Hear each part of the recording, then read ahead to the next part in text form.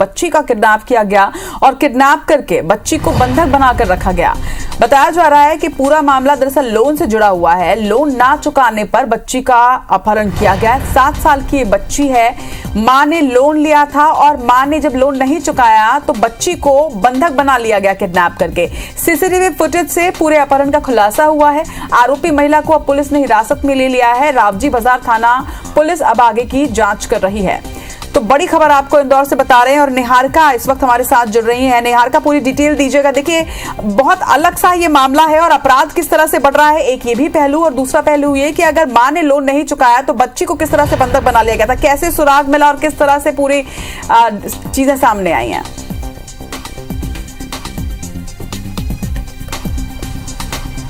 जी बिल्कुल, आप रावजी बाजार थाने का ये मामला है और समूह लोन जैसे मामले में एक बच्ची का अपहरण किया गया था।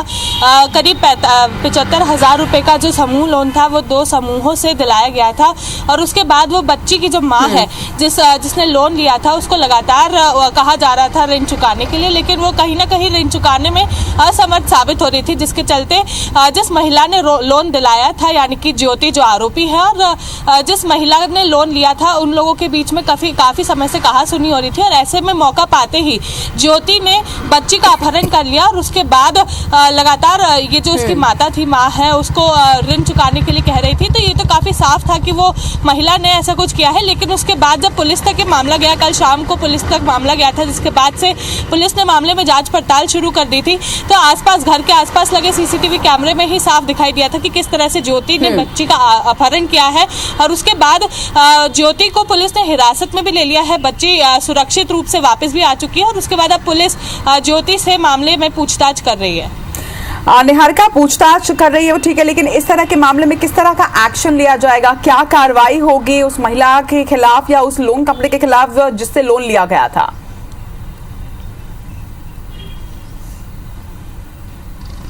देखिए, लोन कंपनी की हम ऐसे बात नहीं कर सकते क्योंकि सामूहिक तौर से लोन दिया गया था और 2 अलग-अलग समूहों से दिलाया गया था। हालांकि मामला उन पर भी दर्ज होगा और उन सभी लोगों के खिलाफ भी कार्रवाई की जाएगी। अब वो किस तरह से होगी वो जांच के बाद पता चलेगा, लेकिन फिलहाल अगर उस महिला की बात करें जिसने लोन दिलाया था और बच्ची का अपहरण किया था तो ठीक उसी तरह से इसमें भी कार्रवाई की जाएगी, जिसमें किसी भी तरह का अपहरण जब भी होता है उस तरह से जब भी कार्रवाई की जाती है ठीक उसी तरह से कार्रवाई इसमें भी की जाएगी और महिला से पूछताछ पहले की जा रही है। उसके बाद जिस तरह से मामला गंभीर सामने आता है तो उस हिसाब से उसके बाद यहाँ पर कार्रवाई की जाएगी। फिलहाल पुलिस इसमें मांग पूछताछ कर रही है, तो अभी किसी भी तरह का निर्णय लेना या किसी भी तरह की बात करना जल्दबाजी कहलाएगी।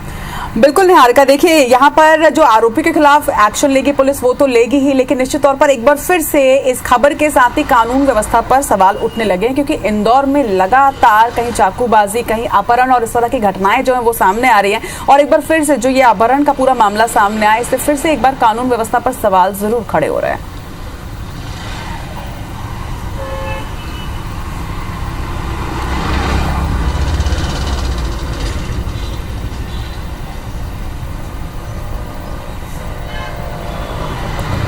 निहारिका, आप मुझे सुन पा रहे हैं?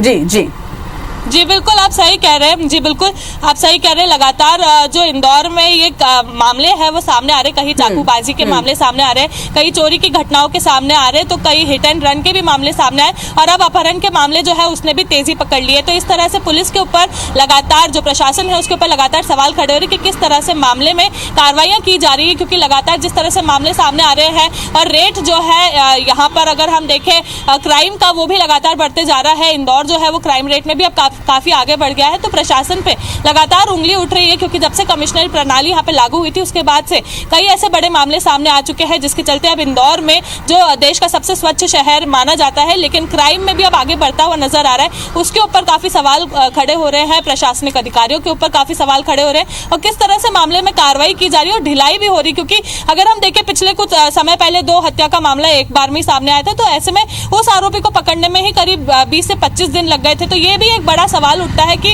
किस तरह से कितने दिनों में हम कार्रवाई करते हैं, क्योंकि जितनी जल्द से जल्द कार्रवाई होगी उतना टाइट का माहौल हो पाएगा, लेकिन लगातार कार्रवाइयों में भी ढिलाई देखी जा रही है और उसके बाद मामले भी इस तरह से बढ़ के सामने आ रहे हैं, तो सवाल जरूर खड़े हो रहे हैं।